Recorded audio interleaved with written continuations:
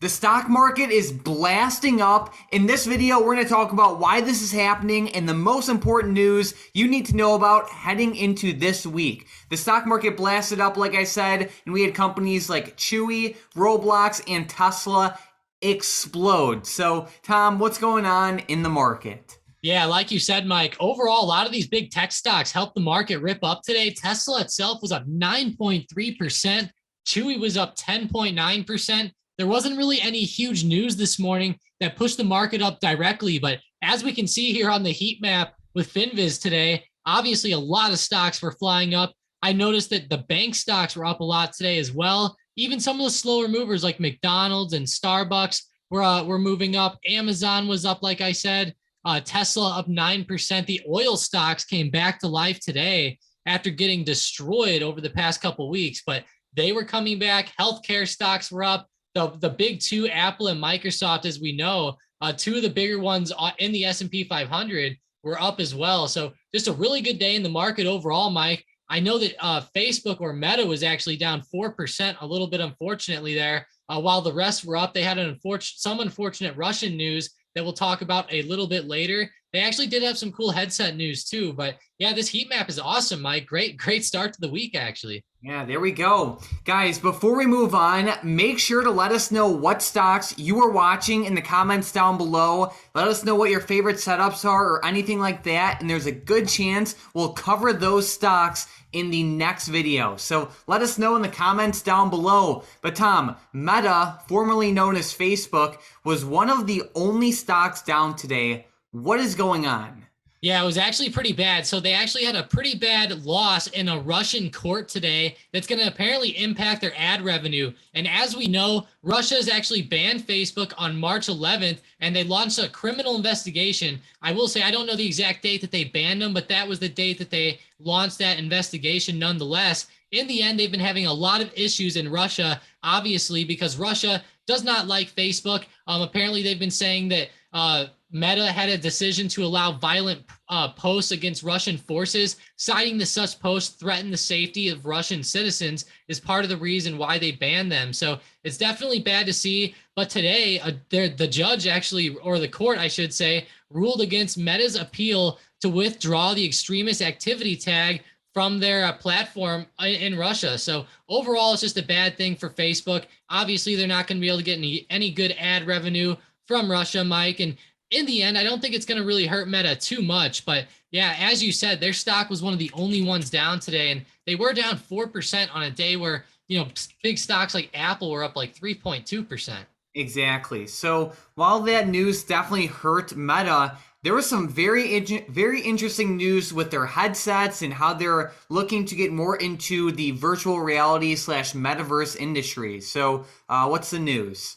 I actually really like this news, Mike. So we've been kind of waiting for some updates with Meta regarding the metaverse and just their developments with these VR headsets over the past couple months. And apparently Mark Zuckerberg showed these prototype headsets off today. They're saying it's going to help support his $10 billion metaverse bet. I guess that's how much he's kind of putting into the research and development of these headsets. But in the end, Mike, he's talking a lot about upgrading the technology for these. He showed off a few of them. And whenever I scroll down here, he pretty much says that it's not going to be long before we can create scenes in perfect fidelity. He says, obviously, right now, these displays have low resolutions, and obviously they display distorted artifacts and can't be worn for long periods of time. But he's saying that eventually that we're going to have these headsets up to magnitude. And whenever you scroll down here, Mike, they have a lot of new headsets coming out. Butterscotch is going to be the name of one. Half Dome 3. Hollow Cake 2, they all have different specifications, but they're pretty much trying to upgrade those resolutions to make it seem as real as possible whenever you put these on. But they seem like some pretty big developments here, Mike.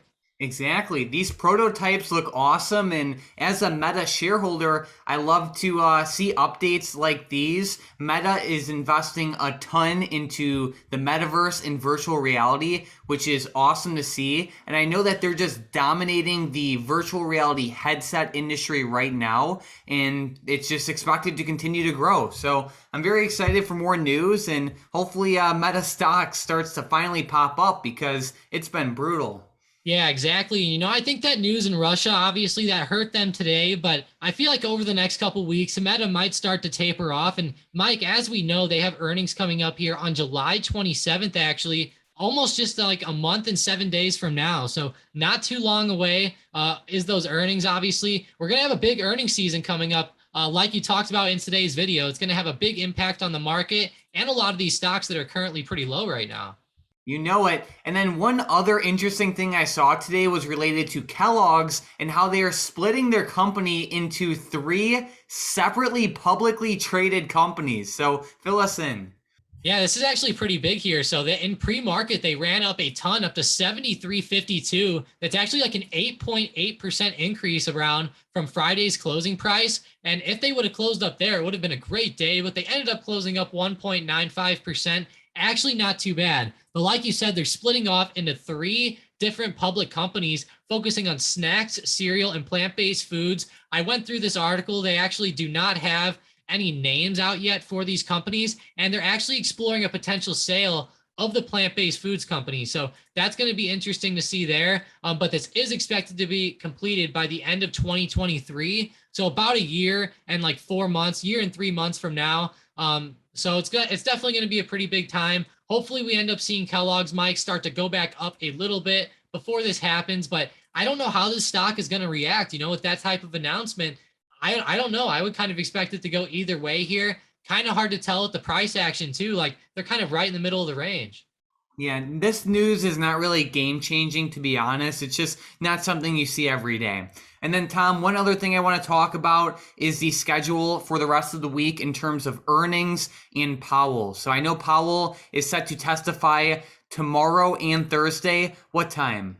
Yeah, so Powell's going to testify tomorrow at 9:30 a.m. Eastern time in the morning, right at market open, actually, right in front of the Committee on Banking, Housing, and Urban Affairs and the U.S. Senate. So that's going to be big tomorrow. Then Thursday, he's going to be speaking at 10 a.m. Eastern time before the Committee of Financial Services and the U.S. House of Representatives. So it's going to be big over the next couple days. I can't wait to see what he says in these testimonies.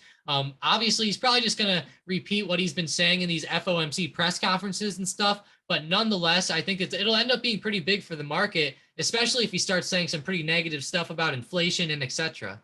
Alrighty. And then, Tom, in terms of earnings, I know there aren't any giant companies set to report, but we do have FedEx, BlackBerry, and Smith & Wesson on Thursday, and then even Carnival on Friday. So I think that should also bring in a decent amount of volatility. Yeah, me too. Smith & Wesson has had a lot of news lately with the gun reform legislation and stuff like that going through Congress. So that's going to be interesting. Obviously, BlackBerry was hyped up with AMC.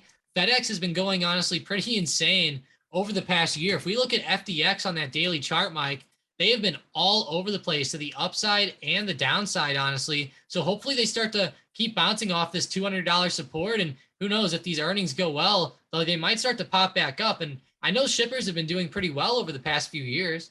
Yep. All right. And then one of the top comments from yesterday's video was from William saying, what do you guys think of Kathy Wood's prediction on Zoom hitting $1,500 by 2026? Always good videos. Been following you guys since 2020. There we go.